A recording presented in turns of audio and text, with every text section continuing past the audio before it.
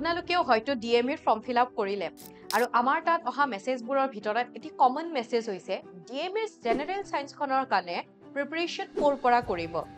আপোনালোকে হয়তো ডিএমইৰ previous year question পেপাৰত সায়েন্সৰ কুৱেশ্যনবোৰো দেখিছে এতিয়া আৰু চিন্তা কৰি নাথাকিব ই কহিপাতে ডিএমইৰ এটি কম্প্ৰিহেনসিভ বেটচ ষ্টাৰ্ট কৰিছে য'ত আপোনালোকে জেনেৰেল সায়েন্সখনৰ লগতে গোটেইকেইটা সাবজেক্টৰ গাইডেন্স লাভ কৰিব আৰু খুব ইম্পৰ্টেন্ট এই বেটচটোত আপোনালোকক অসমীয়া আৰু ইংৰাজী দুটা মাধ্যমতে পঢ়ুৱা হ'ব আৰু এই বেটচটোত আপোনালোকে 5টাকে ফুল লেন্থ মক টেষ্ট লাভ কৰিব সবিশেষ জানিবৰ কাৰণে তলত দিয়া নম্বৰ দুটাত কন্টেক্ট কৰিব পাৰে ধন্যবাদ Hello everyone, welcome to Equibat মই নিৰ্মল ডেকা সকলোকে এটি নতুন ক্লাছলৈকে স্বাগতম জনাইছো আজিৰ ক্লাছটোৰ আগৰ নিচিনাকৈ আকৌ কেইটামান নতুন কুৱেশ্যন আমি প্ৰেক্টিছ কৰিম আমাৰ যাতে প্ৰিপাৰেচনটো ধুনীয়াকৈ চলি থাকে সকলোৱে যাতে নিজৰ কিমানখিনি প্ৰিপাৰেচন আগবাঢ়িছে এইখিনি বস্তু এটা আইডিয়া সময়গতিকে পাই থাকে তাৰ কাৰণে কেইটামান ইম্পৰ্টেন্ট কুৱেশ্যন লৈ আনিছো ষ্টাৰ্ট কৰিছো ক্লাছটো একদম প্ৰথম কুৱেশ্যনৰ ফালে আগবাঢ়িছো প্ৰথম কুৱেশ্যনটো কি আছে চাই লোৱা কুৱেশ্যন বিলাক তোমালোকে এবাৰ পজ কৰিবা ভিডিঅটো দেন ট্ৰাই কৰিবা ঠিক আছে আৰু এনসাৰটো হৈছে নে নাই তোমালোকে এবাৰ মিলাই চাই ল'বা গোটেইখিনি যদি তোমালোকৰ এনেকুৱা লাগিছে যে মই কৰা মেথডটো তোমালোকৰ মেথডটোতকৈ হয়তো বেছি সহজ লাগিব পাৰে তেতিয়াহলে তোমালোকে অবভিয়াসলি এই মেথডটোৰ ওপৰত ফোকাস কৰিব পাৰা যদি এনেকুৱা লাগে যে তোমালোকে অলৰেডি যিটো মেথডত কৰিছা সেই মেথডটো এইটো মেথডতকৈ বেছি ইজি তেতিয়াহলে তোমালোকে সেইটো মেথডত কৰিলেও ক'ব লগা নাই ওকে নেক্সট এইটো কুৱেশ্যনত কি কৈছে ইন এন এলয় অপ টু 40 গ্ৰামছ এটা এলয় এটা আছে এলয় মানে হৈছে মিক্সাৰ ঠিক আছে যিকোনো দুটা মেটেলৰ মিক্সাৰক আমি কি বুলি কওঁ এলয় বুলি কওঁ যিকোনো দুটা মেটেলৰ মিক্সাৰক আমি এলয় বুলি কওঁ ঠিক আছে 240 গ্ৰামৰ কপাৰ আৰু আইৰণৰ মিক্সাৰ এটা আছে কপাৰ আৰু আইৰণৰ মিক্সাৰ আৰু ইন দা ৰেশিও অফ 7:5 7:5 আছে আমাক কৈছে how much quantity of iron should be added কিমান আইৰন এড কৰিব লাগিব so the ratio of copper and iron becomes ইমান আমাক কৈছে এটা আইৰন আৰু হেৰ ৰেশিও এটা আছে মানে ক'ব গ'লে 7:5 অনুপাতৰ আছে ঠিক আছে 7:5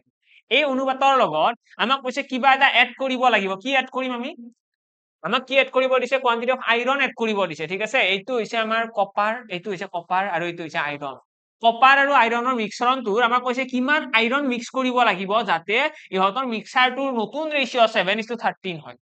ঠিক আছে প্ৰথমতে আমি কি কৰিম ইহতৰ এক্সাক্ট ভ্যালু এটা উলাই লোৱা তো হাতে পাছে কিমান 12 এই 12 x টো সমান কিমান হ'ব আগতে এইটো মিক্সাৰ আছিল ন এই মিক্সাৰটো টোটাল কিমান ওয়েট আছে 240 গ্ৰাম তো 240 গ্ৰাম হৈছে টোটাল ওয়েট তো ইয়াৰে পৰা x ইকুৱেল আমি কিমান পাই যাম 20 গ্ৰাম তো অৰ্থাৎ গম পাই গলো যে কপাৰ কিমান আছে 7 2 গুণ 14 140 গ্ৰাম আৰু আইৰন আছে কিমান গ্ৰাম 100 গ্ৰাম বুজি পালা আমি গম পাই গলো যে 100 গ্ৰাম আইৰন আছে আৰু 140 গ্ৰাম কি আছে কপাৰ আছে আমাৰ কোৱেশ্চনত কি কৈছে যে আমি 100 ইয়াৰে কি কৰিম আমি আইৰন মিক্স কৰিম ঠিক আছে কপাৰ আছিলে 140 গ্ৰাম আৰু তাৰ লগত আমি কি কৰিম 100 গ্ৰাম আছিলে আইৰন এই 100 গ্ৰাম আইৰনৰ লগত আমি কিবা এটা পৰিমাণ মিক্স কৰিব লাগিব আৰু মিক্স কৰাৰ ফলত আমাক কি হ'ব বুলি কৈছে 7/13 ৰেশিও হ'ব এতিয়া এইখিনি আমি সলভ কৰিলে আমাৰ কাৰেক্ট আনসাৰটো ওলাই আহিব কিমান আহিব কাৰেক্ট আনসাৰ 13 পূৰণ 14 কৰিলে কিমান আহিব 169 ৰ লগত আৰু কৰা 0 আহি গ'ল 48 8 আহি গ'ল দেন 13 4 17 1700 সি আৰু ইয়াৰে লগত যদি আমি এইখিনি পূৰণ কৰো ইয়াতে আহিব 700 যোগ 7x তাৰ পাছত যদি আমি আৰু এটা লাইন সিম্পলিফাই কৰো আমি 7x 700 তো ইপিনে আনিলে কি হ'ব 1080 মানে 7x = 1080 তাৰ পাছত x ইকুৱেল হাতেৰে কাটি দিয়া হাতে 1 গুণ 7 7 5 গুণ 35 তিনি থাকি গ'ল 7 4 গুণ 28 দশমিকৰ আহি যাব ন এটো দশমিকৰ আহিব আনসাৰটো দশমিকৰ আহিব নে নাই এবাৰ কনফাৰ্ম কৰাচোন 14 ৰে পূৰণ কৰিলে 14 3 গুণ এটো চাগে পূৰণ অলতে ভুল হৈছে ন 13 4 গুণ কিমান হ'ব 52 52 সৰি দেই এইটো ক্যালকুলেশন মিস্টেক হৈছে ইয়াতে 13 4 গুণ 52 2 আহি গ'ল 13 1 গুণ 13 আছে 18 1820 আহিব তো 1820 আহিলে মই যদি 700 এটা বিয়োগ কৰি দিও ইয়াতে কিমান থাকিব 700 বিয়োগ কৰিলে গোটেইখিনি চেঞ্জ হ'ব তো আমাৰ থাকিব 1120 থাকিব ঠিক আছে 1120 হাতেৰে কাটিলে এতিয়া আমাৰ চাগে কাৰেক্ট আনসাৰ আহিব লাগে কাটিলে হাতেৰে কাটিলে কিমান পাই যাব 7 1 গুণ 7 7 6 গুণ 42 160 তো x ৰ ভ্যালুটো আহি গ'ল 160 মানে আমি ক'ব পাৰিম আমাৰ টোটাল আইৰন কিমান মিক্স কৰিব লাগিব আইৰন মিক্স কৰিব লাগিব 160 গ্ৰাম 160 গ্ৰাম অফ আইৰন যদি মিক্স কৰো তেতিয়া হলে নতুন ৰেশিওটো হৈ পৰিব 7:13 ওকে সিম্পল কোৱেশ্চন তো প্ৰথমতে তোমালোকে এইটো কৰিব লাগিব এইটো স্টেপ ইয়াতে তোমালোকে গম পাবা যে প্ৰাৰম্ভিক যোনটো ষ্টাৰ্টিংৰ মিক্সাৰ আছিল তাত কপাৰ কিমান আছিল আৰু আইৰন কিমান আছিল আৰু ইয়াৰে পাছত তোমালোকে এইটো মেথড ফলো কৰা যত কপাৰৰ লগত আমি একো এড কৰা নাই কিন্তু আইৰনৰ লগত কিবা এটা এড কৰিম এড কৰিলে কি হ'ব ৰেশিও হৈ যাব 7/13 তো এইটো হৈছে আমাৰ ষ্ট্ৰেটেজি নেক্সট কোৱেশ্চনৰ ফালে আহিছো এইটো কোৱেশ্চন এতিয়া চেষ্টা কৰা এইটো কোৱেশ্চনত কি হ'ব এবাৰ অকনমান টাইম দি দিছো 5 সেকেন্ড এটা সময় দি দিলো ট্ৰাই কৰা 5 সেকেন্ডত আনসাৰ আহিব লাগে বা 5 ছেকেণ্ডত তোমালোকে এটলিষ্ট ৰাইট ডিৰেকশ্যনটো ল'ব লাগে ঠিক আছে একদম সঠিক দিশটো যোনটো ডাইৰেকশ্যনত আমি এনসাৰটো কৰিব পাৰিম বা যোনটো ডাইৰেকশ্যনত কৰিলে এনসাৰ আহিব এটা কৈছে দুখন গাড়ী একেটা বিন্দুৰ পৰা আৰম্ভ কৰি একে দিশত যাত্ৰা কৰে যদি এখন গাড়ীয়ে ঘন্টাত 55 কিলোমিটাৰ আৰু আনখন গাড়ীয়ে 75 কিলোমিটাৰ বেগেৰে যাত্ৰা কৰে 3 ঘণ্টাৰ পিছত তেওঁলোকৰ মাজত কিমান দূৰত্ব আছে 3 ঘণ্টাৰ পিছত সিহঁতৰ মাজত দূৰত্ব প্ৰথম কথাটো হৈছে একে দিশতে গতি কৰা বুলি কৈছে একে দিশত যাত্ৰা কৰে ইয়াৰে মিনিংটো হৈছে ইয়াৰে পৰা এখন গাড়ী যাব আৰু আনখন গাড়ী কি হ'ব এই একেটা দিশতে যাব সেম ডাইৰেকশ্যনত যদি যায় তেতিয়াহলে আমি কি কম আমি কম ইয়াতে প্ৰথম যোনটো আছে প্ৰথমটোৰ আমি কম প্ৰথমটো স্পীড কিমান আছিলে 55 কিলোমিটাৰ আৰু সেকেন্ডখনৰ স্পীড আছিলে 75 কিলোমিটাৰ 3 ঘণ্টা পাছত চোৱা এইখন গাড়ীও 3 ঘণ্টা যাব এইখন গাড়ীও 3 ঘণ্টা যাব আমি এটা কথা জানো যে ইহঁতৰ মাজত যোনটো গ্যাপ আহিব ডিসটেন্সৰ মাজত কিবা এটা ডিফাৰেন্স আহিব ন এই ডিফাৰেন্সটো আহা ৰিজন কি কাৰণ ইহঁতৰ মাজত স্পীডৰ পাৰ্থক্য আছে হয় নে নাই স্পীডৰ ইহঁতৰ মাজত পাৰ্থক্য এটা আছে আৰু সেই কাৰণে ইহঁতৰ মাজত ডিসটেন্সৰো গ্যাপ এটা আহিব স্পীডৰ পাৰ্থক্য কিমান আছে আমি যদি ইয়াতে মন কৰো ইয়াতে দেখা পাম 20 কিলোমিটাৰ তো 20 কিলোমিটাৰৰ ইহঁতৰ মাজত স্পীডৰ এটা ডিফাৰেন্স আছে আৰু এই 20 কিলোমিটাৰ স্পীডৰ ডিফাৰেন্সত মানে 1 ঘণ্টাৰ পাছত ইহঁত দুটাৰ মাজত ডিসটেন্স কিমান হ'ব 20 কিলোমিটাৰ তো সেই সেম কনসেপ্ট 3 ঘণ্টাৰ পিছত কিমান হ'ব 20 পূৰণ 3 ডাইৰেক্টলি আহি গ'ল 20 পূৰণ 3 60 কিলোমিটাৰ হ'ব সিহঁতৰ মাজৰ গ্যাপ বুজি পালা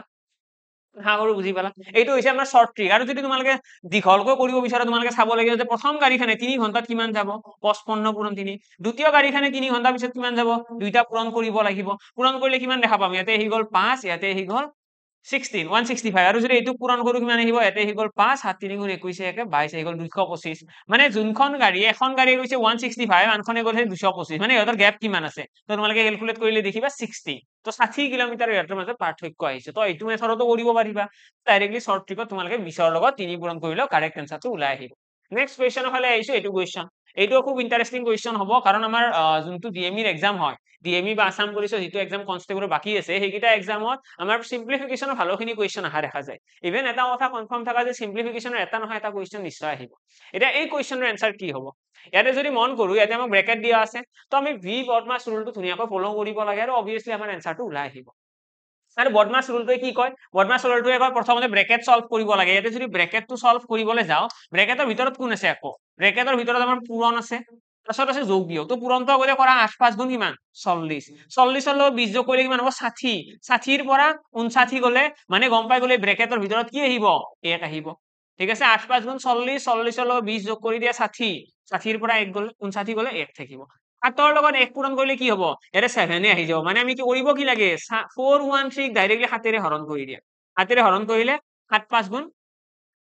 35 ঠিক আছে 35 6 এটা হৈ গ'ল 63 7 9 গুণ 63 59 আমাৰ কাৰেক্ট आंसर আহি গ'ল ঠিক আছে 59 আমাৰ ডাইৰেক্টলি आंसर আহি গ'ল ক'ব গ'লে খুব ইজি কোৱেশ্চন আছিল এইটো ডাইৰেক্টলি আমাৰ आंसरটো আহি গ'ল নেক্সট কোৱেশ্চনৰ ফালে আহিছো এইটো কোৱেশ্চন এইটো টাইম স্পীড এণ্ড ডিসটেন্সৰ এটা ইন্টাৰেস্টিং কোৱেশ্চন হয় এটা আমাৰ কোৱেশ্চনত কৈছেনো কি two cars start from the same point and travel same direction same question দেখি ন সেম কোৱেশ্চন দে এইটো কোৱেশ্চন নালাগে বাৰু এইটো কৰিলো আমি অলৰেডি নেক্সট কোৱেশ্চনৰ ফালে আহিছো এইটো কোৱেশ্চন এনে কি কৈছে what is the area of an equilateral triangle having the sides equal to 0.2 cm এটা ইকুইলেটাৰেল ট্ৰায়াঙ্গল এটাৰ আমাক কি উলিয়াব দিছে এৰিয়া উলিয়াব দিছে আৰু তাৰ সাইডৰ লেন্থটো দিয়া আছে সাইড কিমান দিয়া আছে 0.2 cm যদি আমাক সাইডৰ লেন্থটো দিয়া থাকে আমি ইকুইলেটাৰেল ট্ৰায়াঙ্গল সমবাহু ত্ৰিভুজৰ আমি ক্ষেত্ৰফলৰ কাৰণে কোনটো ফৰ্মুলা ইউজ কৰো √3/4 a স্কয়াৰ নহয় জানো ইয়াৰে আমি কি কৰিম 0.2 স্কয়াৰ এটো যদি স্কয়াৰ কৰি দিয়া হয় তেতিয়াহলে কি আহিব आंसर ইয়াতে আছে √3/4 আৰু এটো স্কয়াৰ কৰিলে 2 গুণ কিমান আহিব 4 আহিব কিন্তু 0.04 আহিব এটো যদি আমি অকনমান সিম্পলিফাই কৰো আমি কি লিখিব পাৰিম এটো সিম্পলিফাই কৰিলে আমি এনেকৈ লিখিব পাৰিম 4/100 ঠিক আছে 4/100 হৈ গ'ল 4 4 কাট খাই গ'ল তো ফাইনালি আমাৰ आंसर আহিব √3/100 তো √3/100 হৈ যাব আমাৰ কাৰেক্ট आंसर ইয়াত কৰি বেছি সিম্পলিফাই কৰিব নালাগে আমি অপচনত √3/100 এ পাই যাম ঠিক আছে আৰু যদি অপচনত তোমালোকে √3/100 পোৱা নাই বাই চান্স এনেকৈ হ'ব পাৰে অপচনত √3/400 পোৱা নাই তোমালোকে এনেকৈ হ'ব পাৰে তেতিয়া হলে ইয়াতে যদি আমি এনেকৈ সলভ কৰো √3/4 আছে দেন ইয়াতে মই কৈ দিলো 0.04 এটো যদি 4 ৰে কাট কৰো কি হ'ব 0.01 আহিব না 4 ৰে কাটিলে ফাইনালি আমি आंसरটো এনেকৈ দিব পাৰিম 0.01 ইনটু √3 এইটো আমাৰ आंसर হ'ব পাৰে ঠিক আছে ইনটু √3 আৰু তোমালোকে ইয়াতে 0.01 ইনটু নাপাই পেলাই এনেকৈ থাকিব পাৰে অপচনত এনেকৈ থাকিব পাৰে ইমান √3 ঠিক আছে তো এইটো বস্তু মাইন্ডত ৰাখিবা অপচনত যেনেকৈ থাকে আমি হেতু ফৰমেটলৈকে কনভাৰ্ট কৰিব লাগিব পাৰে যেনেকৈ আছে অপচনত হেতু হিচাপত আমি आंसरটো দি দিম নেক্সট কোৱেশ্চনৰ ফালে আহিছো এইটো কোৱেশ্চন এইটো কুৱেশ্যনত কি কৈছে এটা কৈছে selling price of a table is ₹1972 এখন টেবুলৰ বেচা দামটো আমাক দিয়া আছে ঠিক আছে বেচা দামটো দিয়া আছে এখন টেবুলৰ বিক্ৰী মূল্য দিয়া আছে 1972 টকা আৰু লোকচানৰ শতাংশ দিয়া আছে 32% লোকচান কিমান হৈছে যেতিয়া 1972 টকা বিক্ৰী কৰিছে তেতিয়া দোকানীজনৰ 32% লোকচান হৈছে ঠিক আছে 32% লোকচান হৈছে যদি বিক্ৰীৰ মূল্য 3000 টকা হয় তেতিয়া তেন্তে লাভৰ শতাংশ কিমান হ'ব 3000 টকা বিক্ৰী কৰিলে লাভ কিমান হ'ব এইটো আমাক কোৱেশ্চন কৰিছে আমি প্ৰথমতে কি চাম চোৱা এই যোনটো 1972 আছে এইটো হয় কি সেইটো চাই লোৱা 1972 টো হয় কি এইটো হৈছে 32% লোকচান 32% লোকচান ইয়াৰে মিনিং কি এটা 32% লোকচান তাৰ মিনিংটো হৈছে 68% মানে আমি ক'ব পাৰিম যে 68% সমান এইটো তো 68% সমান যদি এইটো হয় 1% সমান কি হ'ব তো 1% সমান আমি কম 1972 ডিভাইডেড বাই কিমান হ'ব ডিভাইডেড বাই 68 হয়নে এইটো হৈ গ'ল 1% আমাক যদি কয় যে কিনা দাম উলিওৱা কিনা দাম মানে কি কিনা দাম মানে হৈছে 100% মানে 100 এটা মাল্টিপ্লাই কৰি দিলো এতিয়া এইটো যদি আমি 4 ৰে কাট কৰো কিমান বাৰ যাব 4 ৰে কাটিলে এইটো যাব 4 ৰে 25 বাৰ আৰু এইটো 4 ৰে কাটিলে 4 1 গুণ 4 4 7 গুণ 28 17 বাৰ গ'ল দেন আমি 4 ৰে এইটো 17 ৰে এইটো কাটি দিয়াচোন 17 1 গুণ 17 আকৌ 17 1 গুণ 17 গ'ল 10 বাৰ থাকি গ'ল 10 থাকিলে 102 হ'ল 102 হলে 6 বাৰ যাব ন 116 তো 116 আৰু 25 পূৰণ কৰিলে 25 6 গুণ 150 ন দেন 15 থাকি গ'ল 25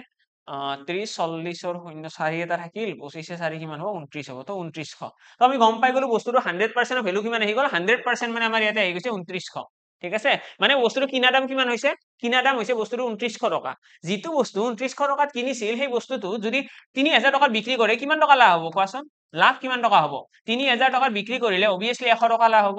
ঠিক আছে 100 টকা লাভ হলে আমি কম 2900 টকাত 100 টকা লাভ হৈছে 2900 টকা আছিল কিনা দাম লাভ হৈছে 100 টকা আৰু এইটোৰ আমাৰ শতাংশ উলিয়াব দিছে তো 00 কাট হৈ গ'ল দেন 29 এর এইটো কাটিব পাৰিবা জানো নিশ্চয় নোৱাৰা দশমিকত আহিব তো 2 পইণ্ট সামথিং আমাৰ ইয়াতে আনসাৰ আহি যাব ঠিক আছে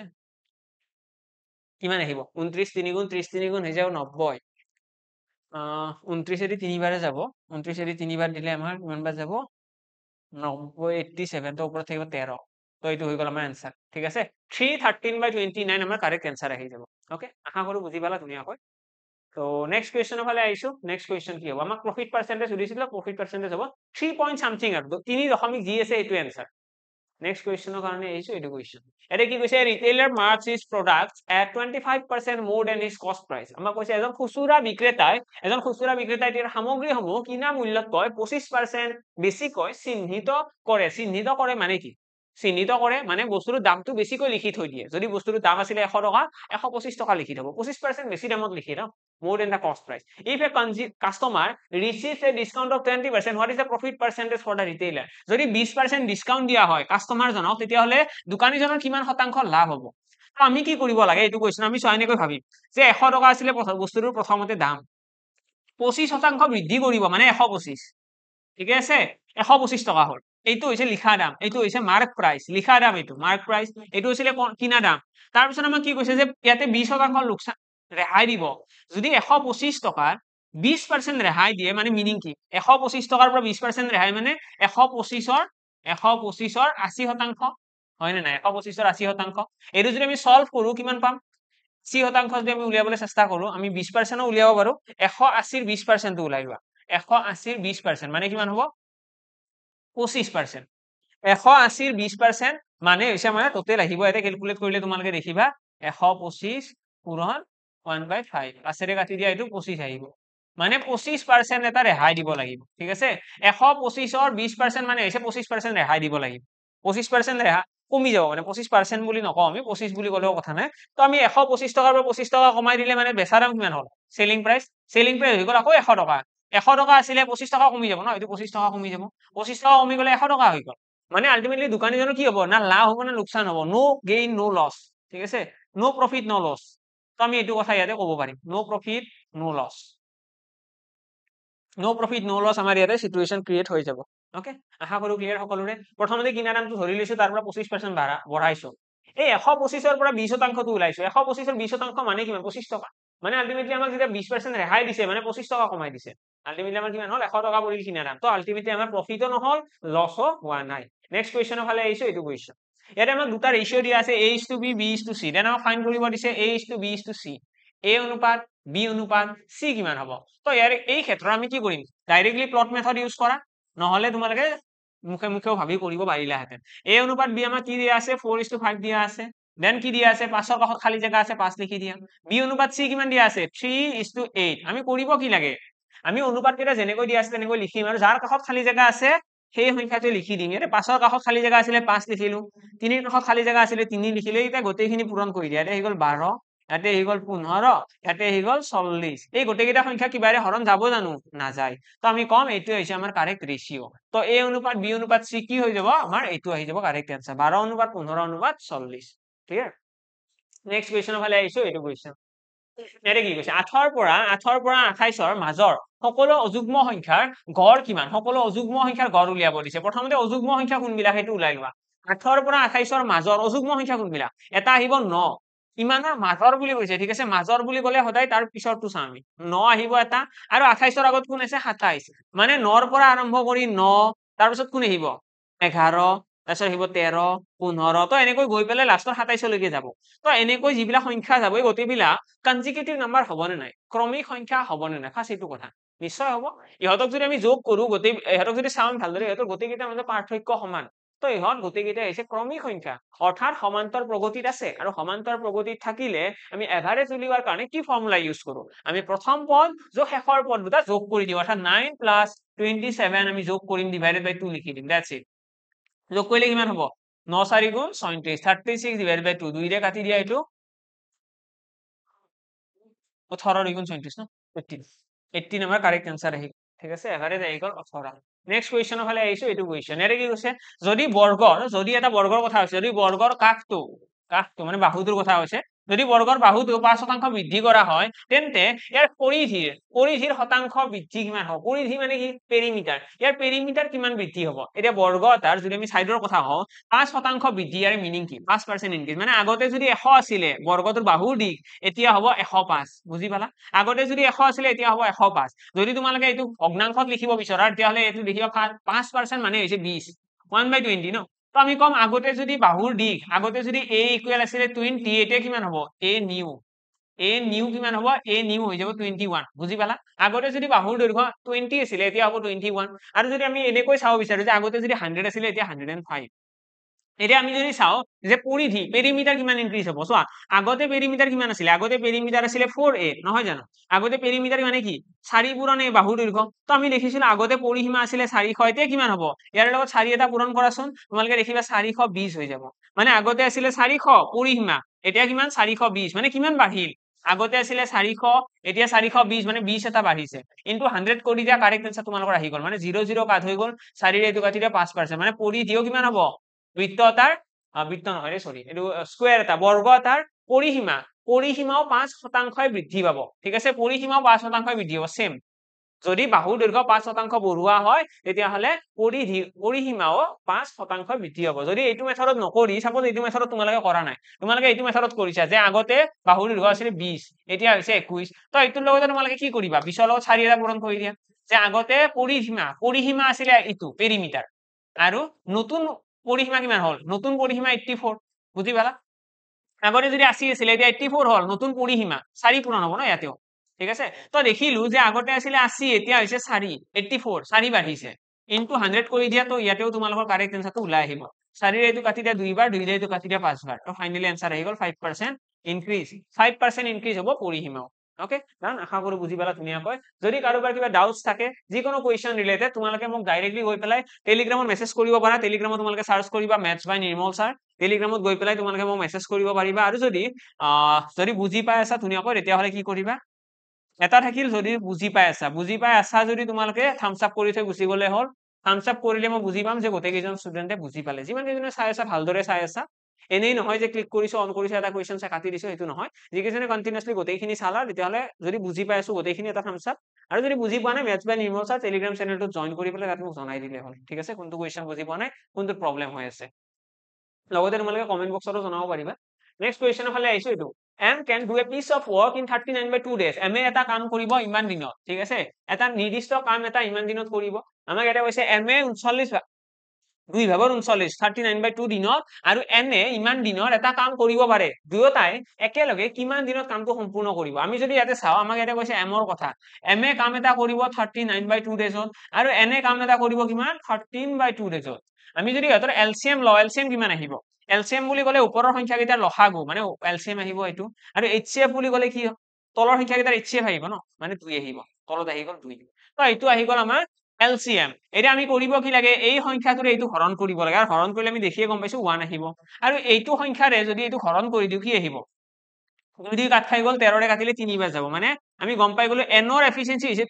3 আৰু এমৰ এফিচিয়েন্সি 1 এম আৰু এনৰ যেতিয়া এফিচিয়েন্সি ওলাই যাব দেন আমি কি কৰিম 4 কৰি দিম দুইটা যোগ কৰি পেলাই ইহঁতৰ দুইটাৰ এফিচিয়েন্সি যোগফল কিমান 4 আৰু এই 4 টোৰে আমি কি কৰিব লাগে টোটেল ওয়াৰ্কক হৰণ কৰিব লাগে 4 ৰে হৰণ কৰিলে দেখিম 2 ৰে 4 দুবাৰ গ'ল আৰু 2 ৰে ওপৰটো কাটিলে বা তোমালোকে যদি এইটো এনেকৈ কনফিউজন লাগি আছে তোমালোকে এটা কাম কৰিব পাৰা বেছি ইজি বনাব পাৰা তোমালোকে লিখি ল'বা 39/2 হৰণ 4 ঠিক আছে হৰণ 4 মানে কি এটো যদি উল্টাই দিও পূৰণ কি হ'ব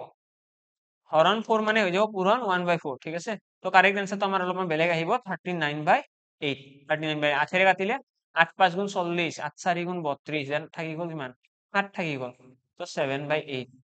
4 7/8 ডেজ ইমান দিন লাগিব ঠিক আছে ইমান দিন লাগিব কিমান দিনত কামটো সম্পূৰ্ণ কৰিব বুলি ক'লে আমি কি কৰিম 4 7/8 ডেজত কামটো সম্পূৰ্ণ কৰিব নেক্সট কোৱেশ্চনৰ ফালে আহিছো এটো কোৱেশ্চন এনে কি কৈছে P got 20% less marks than Q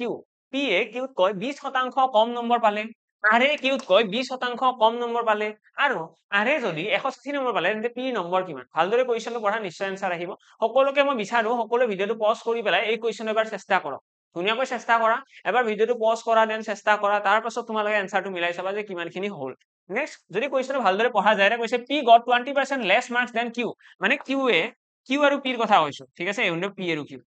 P got 20% less mark মানে P এ কম মাৰ্ক পাইছে Q তকৈ Q যদি 100 পাইছে P কিমান পাইছে 80 পাইছে হল P got 20% less P এ Q তকৈ কম পাব হল এইখিনি এতিয়া এইটো ৰেশিও ওলাব পাৰিম ৰেশিও ওলালে কিমান হ'ব এটো হ'ব 2 ৰে কাটি দিয়া 4 বাৰ এটো 2 ৰে কাটি দিয়া 5 বাৰ 5:4 এটো হৈছে অনুপাত P আৰু Q নম্বৰৰ তাৰপিছত কি কৈছে R got 20% less price than Q আৰে কি পাইছে আৰে Q তকৈ আৰে Q তকৈ 20% কম নম্বৰ পাইছে মানে আৰে 20% কম নম্বৰ পাইছে Q পাইছে কিমান 100 Q তকৈ 20% কম তো ইয়াতে যদি আমি এইখিনি সলভ কৰো 0 0 কাট হল আকৌ কাটি দিয়া 5:4 4:5 হৈ গ'ল তো ফাইনালি আমি R আৰু Q ৰ ৰেশিও পালো Q আৰু P ৰ ৰেশিও পালো ইয়াতে তোমালোকে যদি চোৱা Q ৰ ভ্যালুটো দুইটাৰে বেলেগ বেলেগ আছে ন Q ৰ ভ্যালুটো নাই সেম আছে Q ৰ ইয়াতেও পাছ আছে ইয়াতেও পাছ আছে আৰু P ৰ ভ্যালুটো ইয়াতেও 4 আছে ইয়াতেও 4 আছে মানে আমি ডাইৰেক্টলি ইয়াতে লিখিব পাৰিম যে P অনুপাত Q অনুপাত R ইয়াৰে ৰেশিওটো কিমান হ'ব 4:5:4 বুজি পালা 4:5:4 আমি ডাইৰেক্টলি লিখিব পাৰিম আমি তিনিটা ৰেশিও গম পাই গলো আমাৰ কোৱেশ্চনত কি কৈছে আমাক লগতে আৰু এটা কথা কোৱা আছে ইয়াতে ইফ R got R এ যদি 160 নম্বৰ পায় তেতিয়া হলে P এ কিমান মাৰ্ক পাইছে এটা R এ কিমান মাৰ্ক পোৱা বুলি কৈছে 160 মানে আমি লিখিব পাৰিম 4x = 160 ইয়াৰে পৰা x = কিমান আহিব 40 আৰু R ৰ ভ্যালুটো যদি গম পাই গলো আমি P ৰ ভ্যালু ওলাব নোৱাৰিম জানো তো P ৰ ভ্যালু কিমান হ'ব এইটো 4x ন মানে 160 will be our correct answer ঠিক আছে 160 আমাৰ কাৰেক্ট आंसर হৈ যাব 160 নম্বৰ কোনে পাইছে P ও 160 নম্বৰে পাইছে 4x ন এটো 4x আছিল এইটো 4x এ হ'ব তো পূৰণ কৰিলে 160 আহিব নেক্সট কোৱেশ্চনৰ ফালে আহিছো এটো কোৱেশ্চন আকৌ এটো কোৱেশ্চন পজ কৰা ভিডিওটো সকলোৱে কোনো যাতে চাই নথকা এইখিনি বস্তুলৈকে নচোৱা যাতে এতিয়া নেক্সট তোমালোকে ট্ৰাই কৰা ঠিক আছে এতিয়া ট্ৰাই কৰা এনে যদি চাও এটা কৈছে ইফ সেলিং প্ৰাইস এনে কি কৈছে ইফ সেলিং প্ৰাইস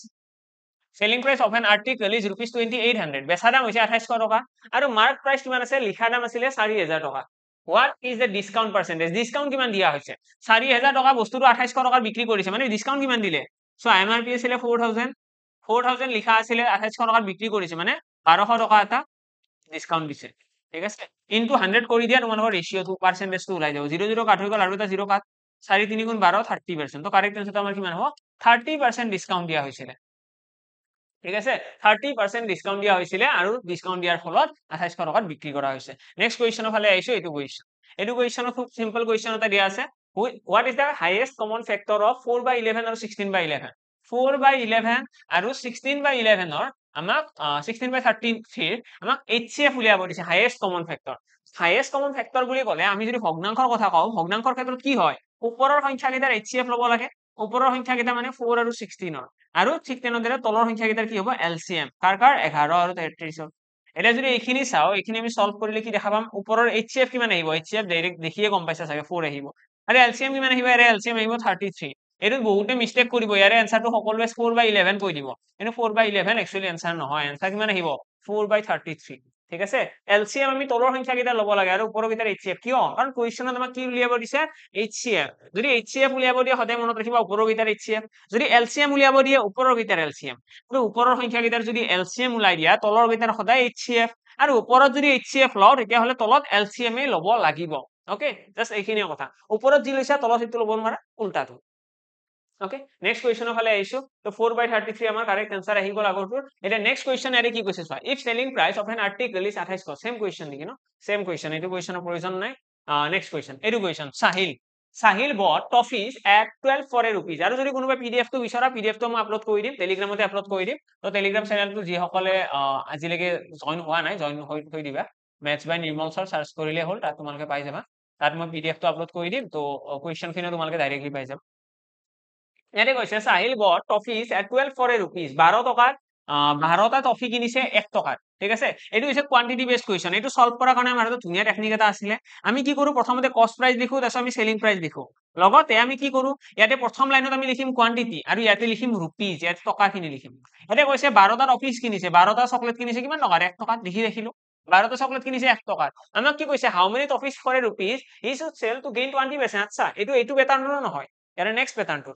আমি ইয়াতে কি কৰিব লাগে আমি এটা চকলেটৰ দামটো উলিয়াব লাগিব একেলগে আমি এটা চকলেটৰ দামটো উলিয়াব লাগিব ঠিক আছে পাৰ কোয়ান্টিটি যদি 12টা চকলেটৰ দাম 1 টকা হয় যদি 12টা চকলেটৰ দাম 1 টকা হয় 1 rupees তেতিয়াহলে এটা চকলেটৰ দাম কি হ'ব এটা চকলেটৰ দাম হ'ব 1/12 নহয় জানো 1/12 rupees এটা চকলেটৰ দাম তো প্ৰথমতে তোমালোকে লিখা এটা চকলেটৰ কিনা দাম কিমান ঠিক আছে আমাক কৈছে এটা চকলেট কিমান টকাত বিক্ৰী কৰিম ঠিক আছে এটা চকলেট মানে এটা চকলেট হলে আমাক কৈছে এটা chocolate how many toffees for a rupee 1 টকাত কিমানটা চকলেট আচ্ছা 1 টকাত কিমানটা চকলেট বিক্ৰী কৰিম ঠিক আছে ইয়াতে যদি চাও ইয়াতে প্ৰথমতে ওপৰত যোনটো 1 আছে এইটো কি হয় সেইটো হৈছে rupees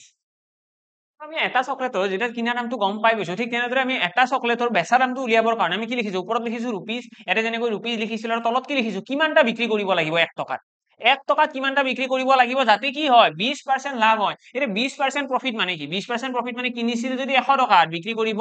120 টকাত বুজি পালা মই কি কৰিলো প্ৰথমতে কিনা দাম লিখিছো এটা চকলেটৰ কিনা দাম এটা চকলেটৰ কিনা দাম ইমান ইয়াতে মই দেখাই দিছো যে 12টা চকলেটৰ যদি 1 টকা হয় এটা চকলেটৰ হ'ব 1/12 ঠিক তেনেদৰে আমাক কৈছে 1 টকাত কিমানটা চকলেট বিক্ৰী কৰিম তো 1 টকাটো